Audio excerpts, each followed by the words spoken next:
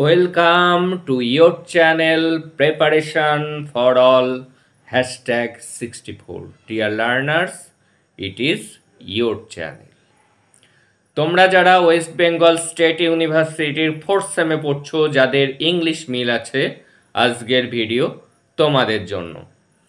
আজকে ইডিয়ামস, তোমাদের এক্সামে 5টি ইডিয়ামস লিখতে হবে, অর্থাৎ ইডিয়ামস দেওয়া থাকবে, সেটি দিয়ে সেন্টেন্স তৈরি করতে হবে। কেমন কোশ্চেন থাকবে? Make sentence with idiom. একটির জন্য 2 মার্কস করে থাকবে, 5টি লিখতে হবে। এই ইডিয়ামসেই কিন্তু রয়েছে 10 মার্কস। সেই জন্য আমাদেরকে কিন্তু এই ইডিয়ামস দিয়ে সেন্টেন্সগুলি মুখস্থ করতে হবে। গুরুত্বপূর্ণ ইডিয়ামস এবং প্রিভিয়াস পেপারে যে ইডিয়ামসগুলো এসছিল সেগুলি আমি পরপর ধারাবাহিকভাবে, এই ইডিয়ামস একদিনে শেষ করা সম্ভব নয়, পার্ট বাই পার্ট আসবে। আজকে ফার্স্ট পার্ট, আজকে 20টি ইডিয়ামস দিয়ে সেন্টেন্স মেকিং আমি তোমাদের শেখাবো এবং প্রত্যেকটি ইডিয়ামসের মানেও বলে দেবো। তোমরা এটি খাতায় নোট ডাউন করবে এবং মুখস্থ করতে থাকবে, কারণ এই বছর কিন্তু গ্রামারের এবং ভোকাবুলারির পার্ট বেশি রয়েছে রাইটিংয়ের থেকেও। এবার দেখে নেওয়া যাক ইডিয়ামস। প্রথম ইডিয়ামস হলো এবিসি। এবিসি কথার অর্থ হলো প্রাথমিক জ্ঞান, প্রাইমারি নলেজ। তাহলে এটি দিয়ে আমরা একটি সেন্টেন্স বানাবো যে তার প্রিন্টিংয়ের বিষয়ে এবিসি নলেজও নেই, অর্থাৎ কোনো জ্ঞান নেই। তাহলে দেখো কিভাবে তোমরা সেন্টেন্স বানাবে। হি ডাজ নট নো, মানে সে জানে না, দ্য এবিসি অফ প্রিন্টিং। এই হয়ে গেল সেন্টেন্স। এগেন অ্যান্ড এগেন, অর্থাৎ রিপিটেডলি, বারবার। তাহলে এই দিয়ে আমরা একটা সেন্টেন্স বানাবো। আই টোল্ড ইউ, আমি তোমাকে বলেছি, দিস, এটা। এগেন অ্যান্ড এগেন, অর্থাৎ আমি রিপিটেডলি এটা তোমাকে বলেছি। এ ম্যান অফ লেটার্স, অর্থাৎ স্কলার পার্সন, পণ্ডিত ব্যক্তি। লিখতে পারি আমরা doctor Sukumar Sen was a man of letters. পরবর্তী question, add fuel to the flame. এর অর্থটি হলো খারাপ সিচুয়েশনকে আরও খারাপ করা, অর্থাৎ আগুনে ঘি ঢালা। তাহলে কিভাবে লেখা যেতে পারে? My request. তোমরা নিজেদের মতো সেন্টেন্স বানাতে পারো, কিন্তু এই ইডিয়ামগুলোকে কিন্তু কখনোই বাদ দেবে না, এর মধ্যে থেকেই কিন্তু কমন চলে আসবে। মাই রিকোয়েস্ট ফর হেল্প, আমার সাহায্যের প্রার্থনা বা অনুরোধ। অ্যাডেড মানে যোগ করেছিল, ফুয়েল মানে জ্বালানি, টু দ্য ফ্লেম, এটি হলো idiom of his anger.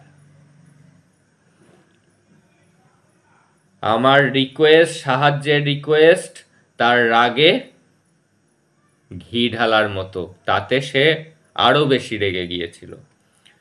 An Apple of one সাই, কারোর প্রিয় পাত্র হওয়া, অর্থাৎ কারোর চোখের মণি।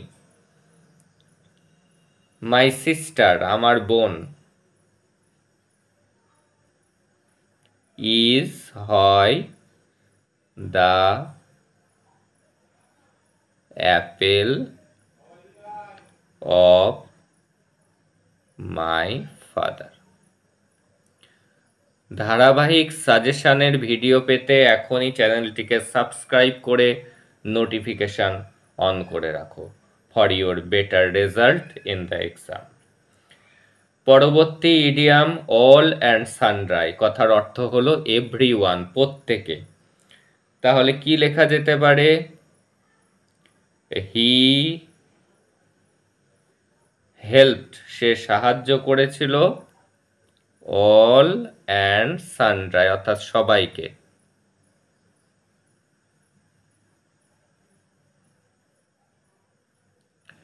একটু জুড়ে দিতে পারো, যেহেতু কলেজে পড়ছো, আর একটু ভালো লেখার জন্যে DURING, during, COVID, Covid. Covid চলাকালীন সময়ে সে প্রত্যেককে সাহায্য করেছিল। At a loss, at a loss কথার অর্থ দিশেহারা হয়ে পড়া, কি করব বুঝতে না পারা। I was at a loss, আমি একদম হতভম্ব হয়ে গিয়েছিলাম। টু ডিসাইড, ঠিক করতে পারছিলাম না। হোয়াট টু ডু, কি করব বুঝতে পারছিলাম না, সেটাই দিশেহারা হওয়া। অ্যাট ড্যাগার্স ডন কথার অর্থ হলো শত্রুতা ভাবাপন্ন, এনিমিটি। দে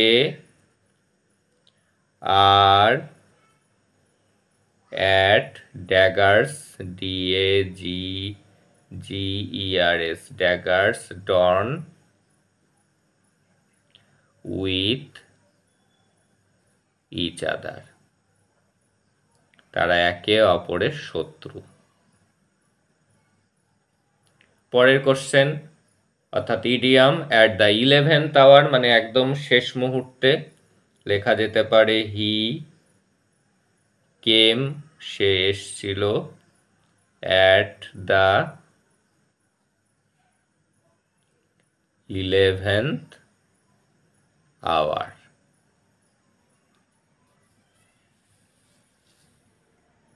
দেখে নেব পরের ইডিয়ামটি অ্যাট এ স্টোনস থ্রো, ঢিল ছোড়া দূরত্ব অর্থাৎ একদম কাছে বোঝাতে এই ইডিয়ামটি ব্যবহার করা হয়।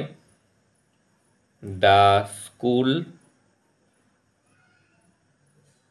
স্কুলটি, ইজ হয়, at a stone's throw from my house, আমার বাড়ির একদম নিকটে। ব্যাড ব্লাড কথার অর্থও তাই, শত্রুতা, যেটি আমরা আগে পড়েছি অ্যাট ড্যাগার্স ডন, সেরকম ব্যাড ব্লাড কথাও same meaning. They are should, SHOULD, should be no bad blood, BETWEEN, between brothers, ভাই ভাইয়ের মধ্যে শত্রুতা থাকা উচিত নয়, এটি কিন্তু শুড, SHOULD। এবার bag and baggage, bag and baggage মানে উইথ অল পজেশনস, অর্থাৎ তোমার স্থাবর অস্থাবর সমস্ত কিছুকেই একসাথে বলা হয় bag and baggage. I left Kolkata,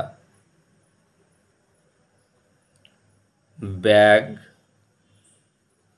and baggage অর্থাৎ আমার সমস্ত কিছু নিয়ে আমি কলকাতা ছাড়লাম। পরবর্তী কোশ্চেন বেগার্স ডেসক্রিপশন, তার অর্থ হলো বর্ণাতীত, যেটা ভাষায় বর্ণনা করা যায় না, তাকেই বলা হয় বেগার্স ডেসক্রিপশন। হিজ কারেজ অর্থাৎ তার সাহস, বেগার্স তার সাহসের কথা ভাষায় প্রকাশ করা যায় না, বেগার্স ডেসক্রিপশন।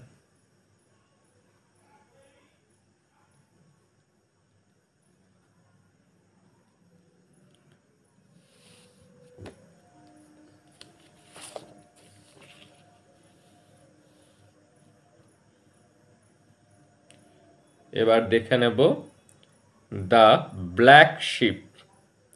ব্ল্যাক শিপ অর্থাৎ কি? শিপ মানে আমরা জানি ভেড়া, ব্ল্যাক মানে কালো, ব্ল্যাক শিপ কথার অর্থ কিন্তু কুলাঙ্গার।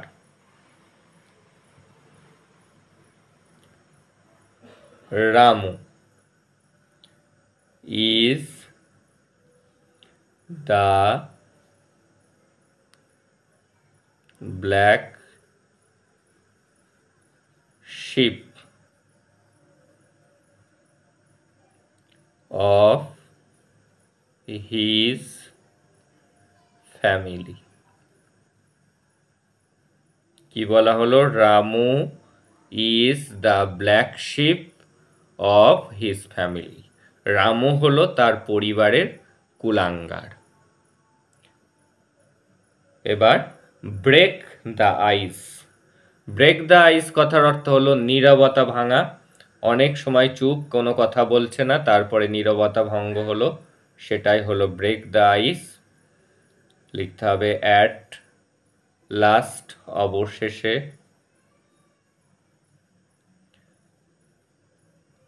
নির্মল, ব্রোক মানে ভেঙেছিল, দ্য আইস সে নীরবতা ভঙ্গ করেছিল। ব্রেকের পাস্ট টেন্স লেখা হয়েছে ব্রোক। পরের question, build castle in the air অর্থাৎ বাতাসে দুর্গ বানানো, অর্থাৎ অলিক কল্পনা করা, মানে ছিঁড়ার কাঁথায় শুয়ে লাখ টাকার স্বপ্ন দেখা, আকাশ কুসুম ভাবা, এগুলি হলো build castle in the air. একজন অনভিজ্ঞ ব্যক্তি বা যারা অনভিজ্ঞ যুবক আছে, in experienced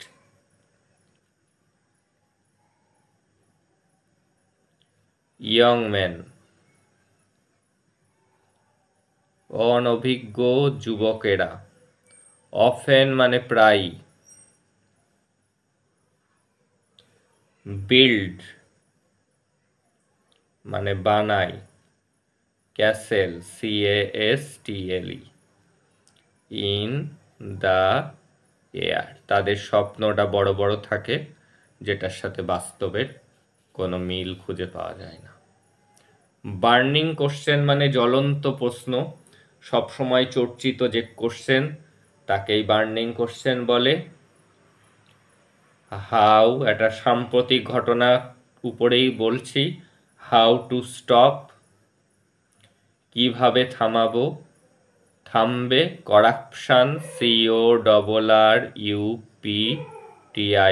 corruption. In politics POLITICS, is a burning BURNING, burning question QUESTION, question today. এটাই আজকের দিনের জ্বলন্ত প্রশ্ন, যে রাজনীতিতে করাপশন অর্থাৎ দুর্নীতি কিভাবে মুক্ত হবে। বেড অফ রোজেস অর্থাৎ কমফোর্টেবল, আরামদায়ক। জীবনটা বেড অফ রোজেস নয়। লাইফ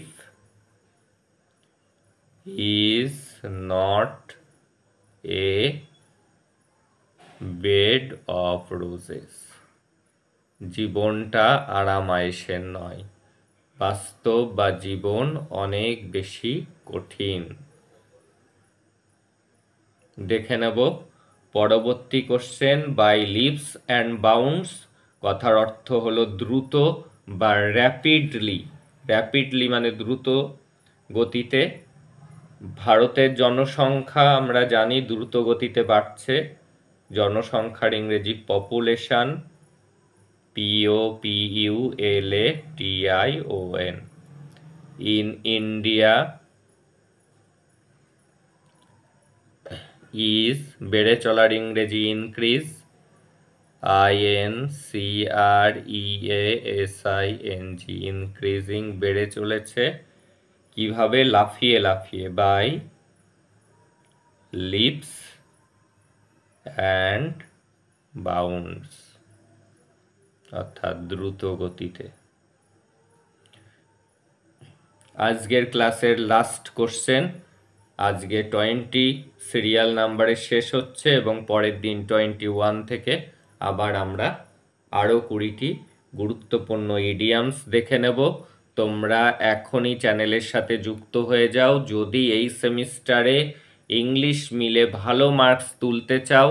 এখন থেকেই ক্লাসগুলিকে ফলো করো, খাতায় নোট ডাউন করো, মুখস্থ করতে থাকো, কারণ গতবারের থেকে কিন্তু এই বছর মিল ইংলিশ যথেষ্ট টাফ আছে।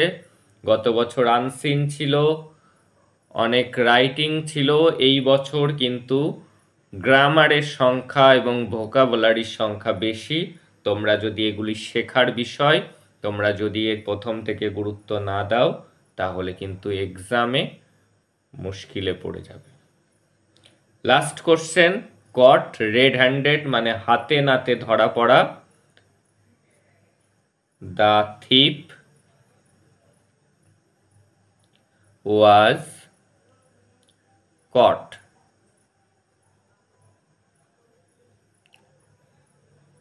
রেড হ্যান্ডেড, চোরটি হাতে নাতে ধরা পড়েছিল। এখন তোমাদের এই সেমিস্টারের ইংলিশ মিলে ধারাবাহিক ভিডিও দেওয়ার আমি চেষ্টা করব। তোমরা চ্যানেলের সাথে থাকো এবং যাদের মিল ইংলিশ আছে তাদের মধ্যে ভিডিওটি শেয়ার করে দাও। That's all today. দেখা হচ্ছে পরের ভিডিওতে।